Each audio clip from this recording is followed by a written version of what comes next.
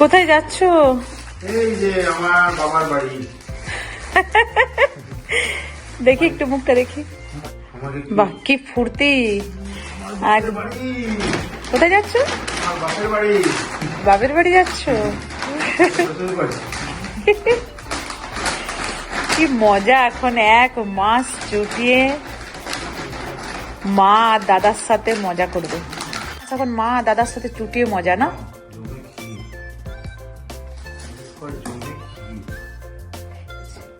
যাবি নাকি তুই বাবার সাথে? যাবি আমার সাথে? ইন্ডিয়া কেন? যা তোর ইন্ডিয়া যা, ঘুরে আয় পাপির সাথে একটু। যাবি না পাপির সাথে? গ্র্যানি আছে ওখানে।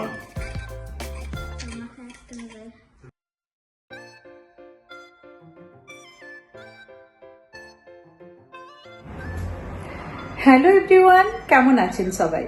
বিদেশি চক্রবর্তীর আরেকটি ব্লগে আপনাদের সবাইকে অনেক অনেক স্বাগত। আর এখন বাজে 11:30। আমি এখন চলে এসেছি রান্নাঘরে, আর রান্নাঘর থেকে আমার ব্লগটি আজকে আমি শুরু করছি। তো চলুন দেখাই আজকে আমি কি কি রান্না করব। সবকিছু জোগাড় করে রেখেছি, জাস্ট এখনই চান করে পুজো করলাম, তারপরে চলে এসেছি রান্নাঘরে। তো চলুন আপনাদেরকে দেখাচ্ছি আমি আজকে কি কি রান্না করব। তো এখানে আমি সব জোগাড় করে রেখেছি।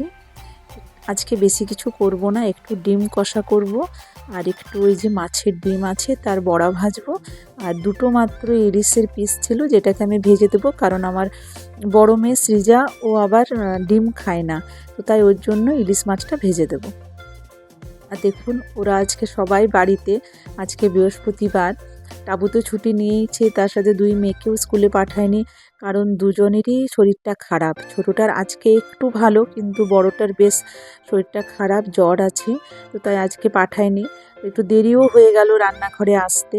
তো আমি প্রথমে ভাতটা বসিয়ে দিয়ে তারপর ওইদিকে ডিমটা করে নেব, অবশ্য হয়ে যাবে আস্তে আস্তে। এখন ওই 11টা 11:30 মতো বাজে। আর দেখলেনই তো টাবু ব্যাগ গোছাচ্ছে, টাবু যাচ্ছে নিজের দেশে, ও ইন্ডিয়াতে যাচ্ছে প্রায় 1.5 বছর পর। এই যে এখন উইন্টার ভ্যাকেশনটা পড়ে, সেটা টাবুদেরও পড়ে, যেহেতু টাবুদের ইউনিভার্সিটি, তো এই সময় টাবুদের প্রায় 10-12 দিন ছুটি থাকে। তো তাই টাবু বললো যে এই সময়টা ঘুরে আসি, আর এই সময় দেশে যাওয়ার একটা আনন্দই অন্য রকমের, কারণ এই শীতের সময় খুবই ভালো লাগে দেশে। তো তাই টাবু ব্যাগ গোছাচ্ছে, টাবুর আর যাওয়ার বেশি দেরি নেই। তো দেখুন এখানে আমি ভাতটা বসিয়ে দিয়েছি, তেলটা গরম হচ্ছে, চলুন ততক্ষণ একটু সিজাকে দেখে আসি কি করছি। শুয়ে গেছিস বেটা? ভালো লাগছে না শরীরটা? পড়ছিলি যে? তো ভালো করে শুয়ে যা না, চাপা নিয়ে একটু ভালো করে শুয়ে যা। দেখি তো জ্বর আছে, দেখি তো। হ্যাঁ, জ্বরটা তো এসেছে বেটা। দা তাহলে ওষুধ দিয়ে দিই। কতক্ষণ হলো খাওয়া, ওষুধ খাওয়া?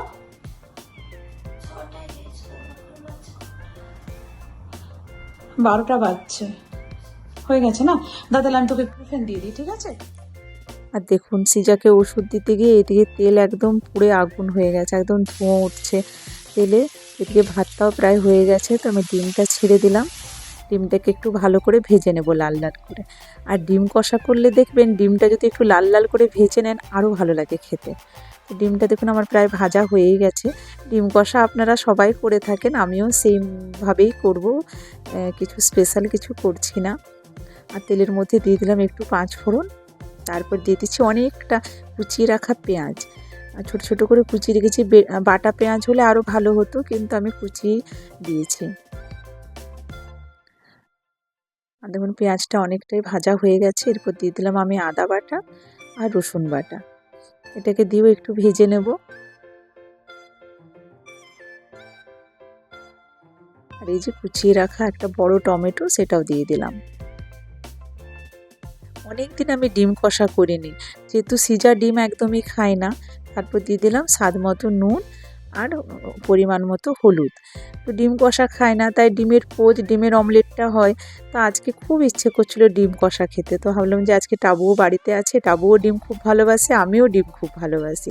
আর ওই রেগুলার যে মশলাগুলো, একটু জিরে গুঁড়ো, একটু কাশ্মীরি লঙ্কার গুঁড়ো, আর একটু দিলাম মিট মশলা, তারপরে অনেকটা ধনে পাতা দিয়ে দিলাম একটু, আর কয়েকটা কাঁচা লঙ্কা, তারপর একটু ভালো করে কষিয়ে নেব। আর একটু জল দিয়ে দিচ্ছি, দিয়ে বেশ ভালো করে কষিয়ে নেব। মশলাটা বেশ ভালো করে কষাতে হবে, ডিম কষার মানেই হচ্ছে মশলাটাকে ভালো করে কষানো। আর একটু দিলাম চিনি, ওটা স্বাদটাকে ব্যালেন্স করার জন্য। তো তাই অনেক দিন থেকেই ভাবছিলাম ডিম কষা বানাবো, কিন্তু ওই টাবু অফিসে থাকলে রাতের দিকে খুব একটা ডিম খেতে চায় না, তো দেখলাম আজকে ছুটি আছে তো আজকেই বানাই। আর দিয়ে দিলাম একটু গরম মশলা। ব্যাস আমার প্রায় হয়েই এসেছে। ডিমটা একটু ভালো করে ডিমগুলোর সাথে কষিয়ে নিই মশলাটাকে। তো আমারও খুব প্রিয় ডিম বললাম, আর টাবুরও খুব প্রিয়। তো তাই ভাবলাম যে আজকে টাবু বাড়িতে আছে, তো দুপুরবেলায় ডিম কষাটা বানাই, ভালো লাগবে ভাতের সাথে খেতে। তো দেখুন ডিম কষাটা হয়ে গেছে, ওটাকে নামিয়ে দিয়েছি। আর এখানে একটু বানিয়ে নিচ্ছি আলু মাখবো, মানে সেদ্ধ আলু। তো ওইটার জন্য জিরে আর লঙ্কা ভেজে নিচ্ছি। শুকনো লঙ্কা জিরে ভাজা দিয়ে আলু মাখাটা খুব ভালো লাগে আমার খেতে। আর এখানে ইলিশ মাছ দুটো ভেজে নিচ্ছি। টাবুরও খুব প্রিয় আলু ভাতে, আমারও খুব প্রিয়। এই যে মেখে নিয়েছি, তো বেশ ভালোই হবে। আর দেখুন মাছটাও ভাজা হয়ে গেছে আমার। তো প্রায় সব রান্নাই আমার হয়ে গেছে। আর আপনাদেরকে পরে কিছু দেখাতে পারলাম না রান্না কি করেছিলাম, কারণ সিজার বেশ জ্বরটা বেড়ে গেছিলো, তার জন্য একটু টেনশন হচ্ছিল। তো তাই আর দেখাতে পারিনি। এখন একদম বিকেলে চা বানাচ্ছি, তখন আপনাদের সাথে আবার কথা বলছি। তো এখন প্রায় ওই 5টা 5:30 বাজে, তো আমি রান্নাঘরে চলে এসেছি চা বানানোর জন্যে। যে চা আর বিস্কিট নিয়ে নিচ্ছি আমার আর টাবু। আর সিজা ঘুমিয়ে গেছে একটু, তো ঘুমো। আর টাবু এখন বাড়িতেই কথা বলছিল যাবে, তো তো নানা রকমের কাজ, তারপর অনেক কিছুই ওর আছে কাজ টাজ, সেগুলো সেরে নিচ্ছে। আর এই যে চলুন চাটা খেয়ে নিই, তারপর সন্ধেবেলা রান্না শুরু করব। দেখুন চা খাওয়া হয়ে গেছে, তারপর আমি চলে এসেছি আবার রান্নাঘরে। তা আজকে বানাবো আমি পনির ভুর্জি আর একটু আলু ভাজবো পেঁয়াজ দিয়ে। আমার অনেক দিন থেকে মনে হচ্ছিলো যে পেঁয়াজ দিয়ে আলু ভাজা আর রুটি খাওয়ার জন্য, তো সেটা ভাজবো। তো দেখুন এখানে পনির ভুর্জি করার জন্য আমি পেঁয়াজ কুচিয়ে রেখেছি, টমেটো কুচিয়ে রেখেছি, 2 রকমের ক্যাপসিকাম কুচিয়ে রেখেছি। তো দেখুন তেলের মধ্যে একটু জিরে দিয়ে দিলাম, তার মধ্যে অনেকটা পেঁয়াজ কুচুনো দিয়ে দিলাম।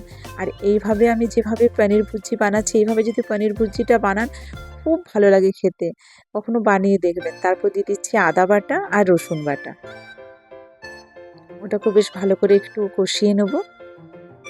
আর দেখুন আমার পেঁয়াজটা একদম নরম হয়ে গেছে। এর মধ্যে দিয়ে দিলাম আমি ক্যাপসিকামগুলো, হলুদ ক্যাপসিকাম আর সবুজ ক্যাপসিকাম, আর দিয়ে দিচ্ছি টমেটো কুচোনোটা। এটাকে দিয়েও বেশ ভালো করে কষিয়ে নেব। অনেক দিন আমি এইভাবে পনির ভুর্জি করিনি, তো ভাবলাম আজকে একটু এইভাবেই পনির ভুর্জিটা করি।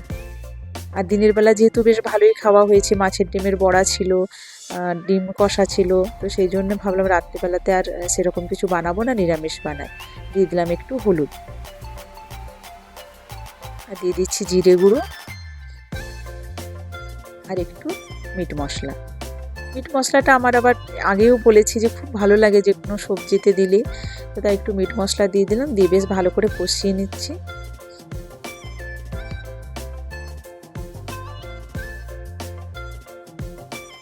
এরপর দিয়ে দেবো পনিরটা আমি ডিফ্রোস্ট করে নিয়েছি। এরপর আমি ওটাকে হাতে করে একটু চটকে নিচ্ছি। আর দেখুন পুরো ঝুড়ো ঝুড়ো হয়ে গেছে। এরপর পুরো পনিরটা আমি দিয়ে দিচ্ছি।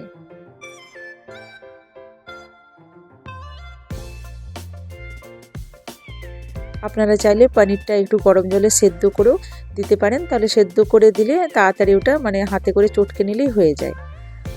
দেখুন পনিরটা দিয়েও বেশ ভালো করে আমি কষিয়ে নেব। তারপর দিয়ে দিলাম আমি স্বাদ মতো নুন আর একটু চিলি ফ্লেক্স দিচ্ছি, যেহেতু আমি লঙ্কা কিছু ইউজ করিনি, কারণ বাচ্চারা খেতে পারে না।